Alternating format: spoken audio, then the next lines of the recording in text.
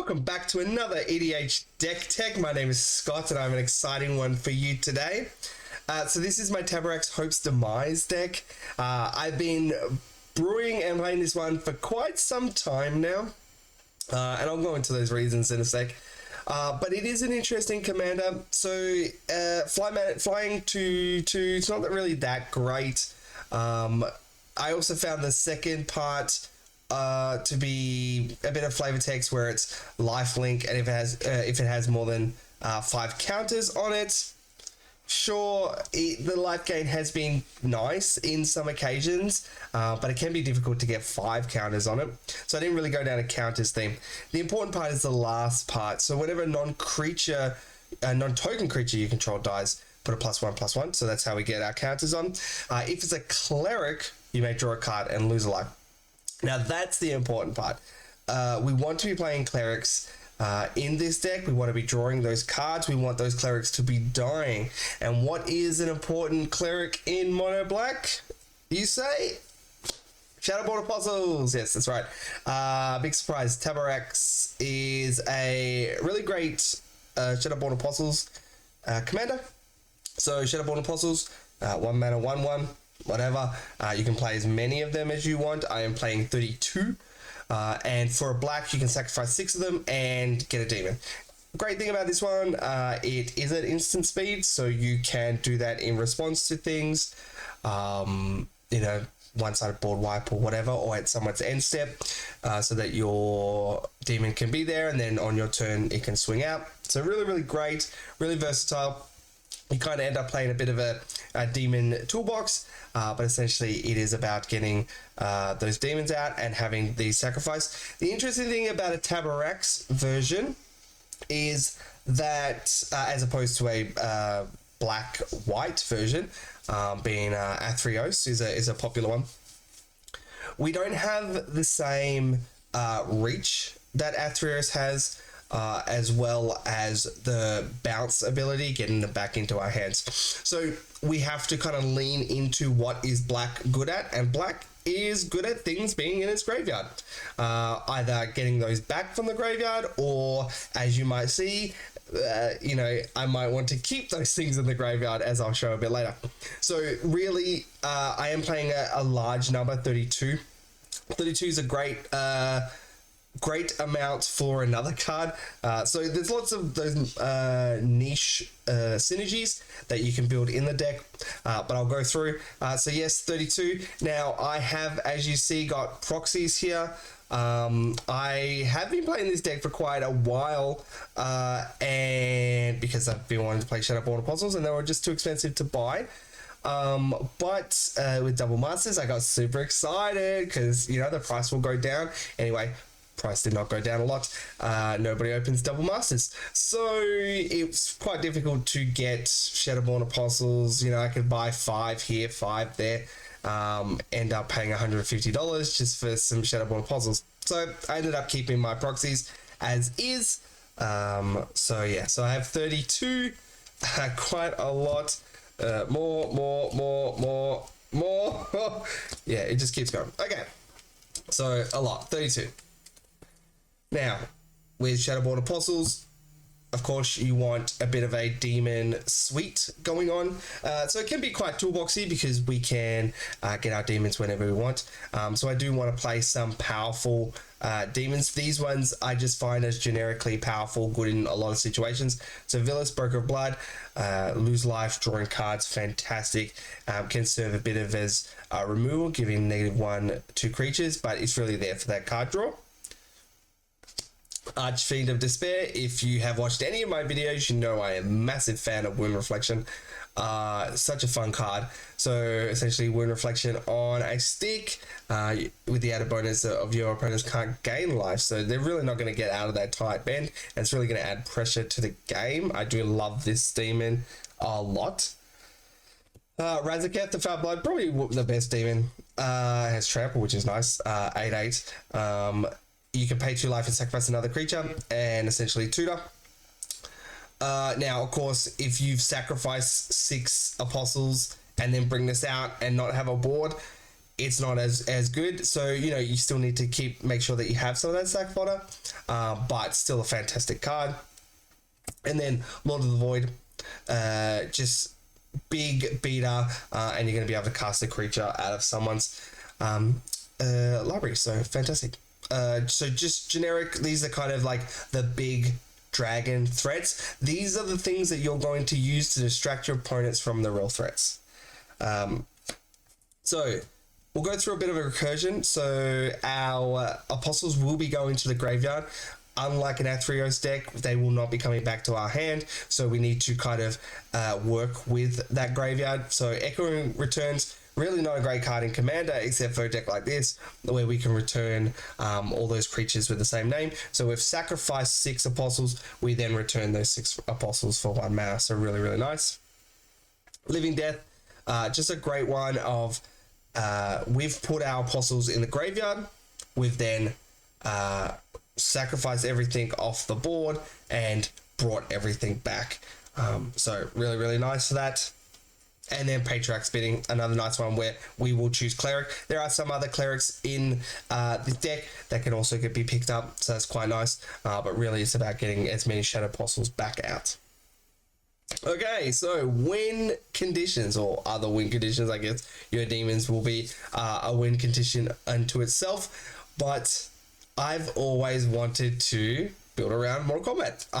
This card just always had this appeal, but 20 creatures is really a lot, as I've found, especially when your decks may have 25, 30 creatures, but you know, we're up into the 40 creatures in this deck, and a lot of them will sacrifice for themselves, being the Shadowborn Apostles, and are really cheap, so we can get a lot of them in there.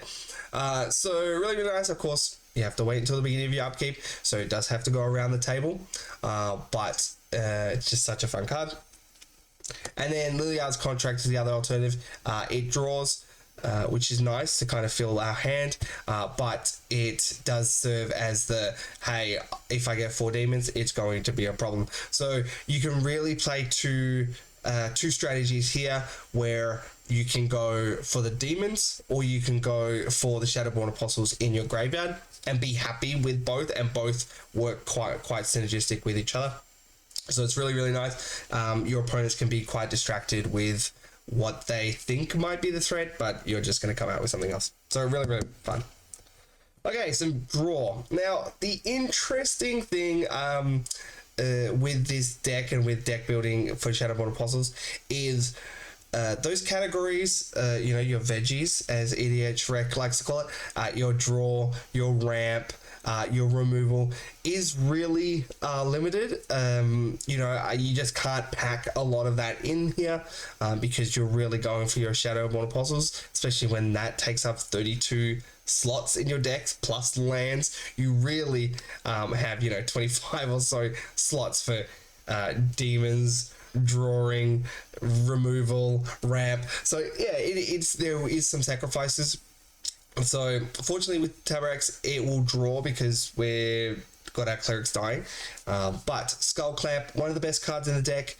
We don't care if our apostles die. There have sometimes been where I've had a hand and it will be full of apostles, and I'll go down the give me demons. And then there's sometimes hands where I have 1 or 2 apostles, I'm not really getting to 6, and just get rid of them. Start having them die, skull clamping them, getting more card draw, stuff like that. That's okay too. So again, you've got those 2 avenues, demons or apostles in graveyard. So I found that really fun, and it's not as linear as an Athreos deck. So skull clamp, great. Yawgmoth is a cleric, really, really nice. And also the card draw, proliferate is okay with Taborax. It's really the only thing there, so I haven't really used that a lot. It's mainly there to sacrifice my apostles and draw a card. Then Arbor Souls, it's a demon, not necessarily the best card in the deck, but it is a demon. It fits on theme. I can retrieve it if I want to try to get some more card draw. So yeah, having that is nice. Secret Salvage, it works for a Apostles deck and nothing else. So we exile an Apostle, we then search for all our other Apostles, put them in our hand, we then go to discard and put them in the graveyard. So, you know, that's okay. We want, you know, all 32 Apostles in the graveyard if we can. Boom, more coming. It's really, really nice. And then Thrumming Stone, by far the best card in the deck. The reason I have 32 is 32 is a very good number for Ripple 4. You are likely to just go through your entire deck and cast all your Shadowborn Apostles. Fantastic. So some ramp, Dark Ritual, great. We want as many black pips as we want because Apostles cost 1 black, you know, so there's no colored mana there, so, you know, we do want to keep that. Great, nice cheap. Soul Ring, just really, really good. Arcane Signet, we'll tap for black, which is what we want. Bellwhite Stone, hopefully we'll tap for black, but black is obviously a popular color, so it's likely that it will. Black Market Connections, I've been enjoying this card, it's really good. It creates a treasure, fantastic, and draws a card. The lifelink for Taborax has been nice, it kind of helps circumvent this. The Changeling doesn't really do much other than it is a cleric, but again, it doesn't work with Taborax, so it's not really that important. Yeah, it's mainly around the treasure and the drawing the card, and the life links from Taborax kind of helps mitigate some of that. Crypt guys, just doubling our mana, fantastic. Bit of life gain for Extort.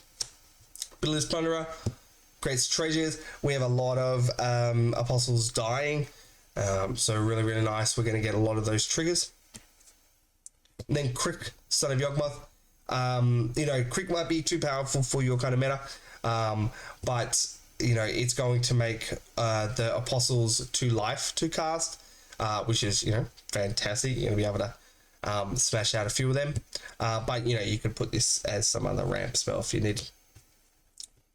Beat the Swarm, just really, really great. Works with getting any enchantments that are in the way, you know, Rest in Peace or something like that. Fantastic. Deadly Rollick, we do want our commander out because we do want to kind of use it as a drawing engine. So really, really nice to cast, to exile that creature. Hagra Mauling, it is a land on the other side, so it's a bad destroy creature, but it's a land, so that's really nice.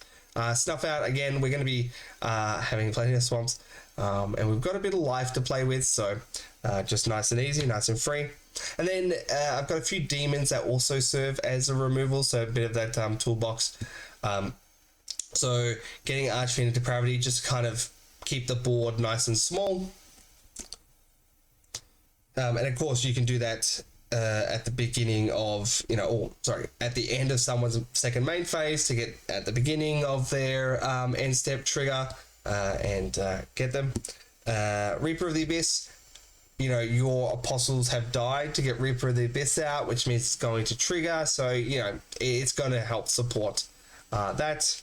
And then Overseer of the Dam, make some tokens, destroys a creature, you know, can be quite nice as getting those tokens out.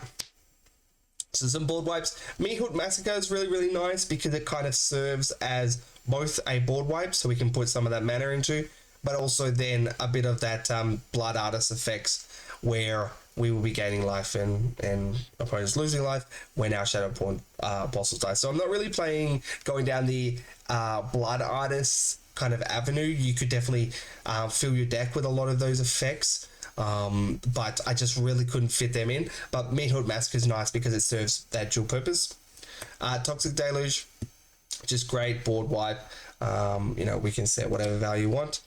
Mid-late, we will be playing a lot of swamps, so -1 gets around indestructible. And then Malakir Rebirth, great if they try to target one of our big demons, and it's also a land on the other side, so fantastic.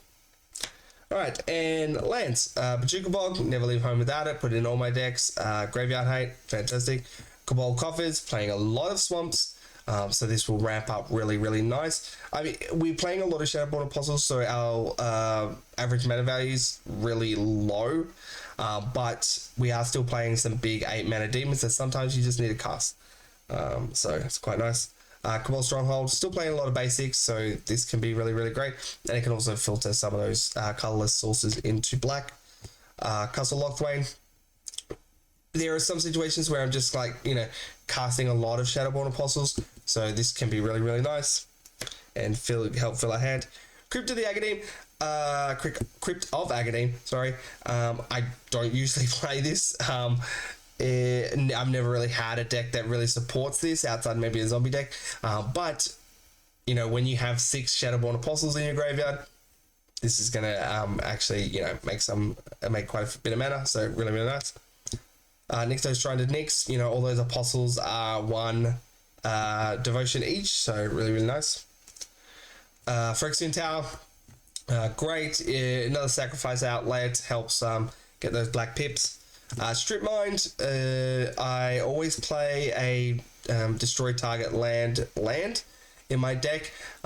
Somebody's going to have their own Cabal Coffin, someone's going to have a Guy's Cradle, Field of Dead, something like that. So I have been playing a Strip Mind or a Ghost Quarter or something like that. At least one, if you can always try and fit more. Takanuma, Abandoned Mire, just nice as a value. It comes down, like, it can be that black mana source, or if we need, we can get a creature out of the graveyard and it can be reduced, you know, by our commander, which is nice. Urborg, Tomb of Yawgmoth, makes our swamps or our non-swamps into swamps. And then War Room, another one where it's just some card draw. So, you know, we're trying to put many of those effects onto our lands because, you know, we need to play lands, and our deck is full of Shadowborn Apostles. And then Witch's Cottage, we have a lot of creatures in our graveyard, so getting them back on top of our deck has been fantastic and playing a lot of swamps. And then 22 swamps. So really, really nice. Lots of fun, this deck.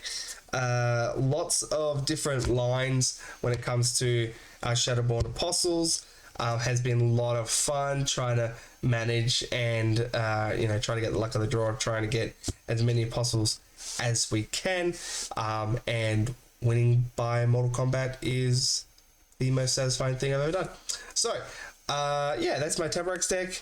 A lot of fun.